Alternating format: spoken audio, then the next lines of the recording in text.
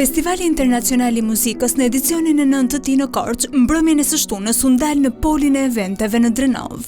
Kjo natë bëri bashk balerinë të njohur shqiptare të huaj që janë pjesë e trupave europiane. Shfaqja u mbyll me organizatoren e këtij festivali, Inva Mulën, duke sjellë kështu emocione të forta për të pranishmit të shumt në fshatin turistik të Drenovës.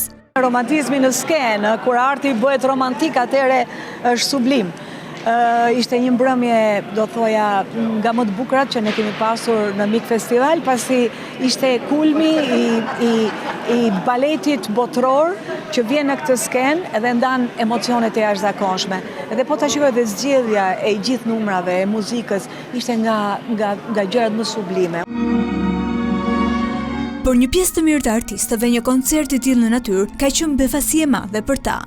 Ne u kënaqëm, shpresojmë publiku të jetë kënaqur, bë maksimumin. Sonte ishte magjike.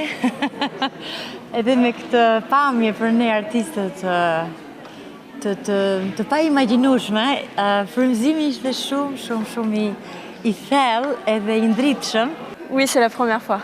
Është hera e parë në Shqipëri për mua, ishte një eksperiencë fantastike, u kënaqja shumë, skena në natyrë ishte mrekullueshme.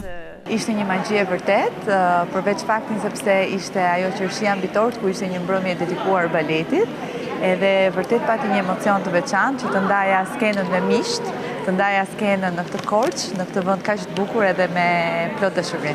Mik Festival mbyllet këtë të diel me 2 koncerte, njëri në kishën e Shën Kollit në Hotelisht, e tjetri i cili dedikohet serenatave korçare në Parkun Rinia në Korçë.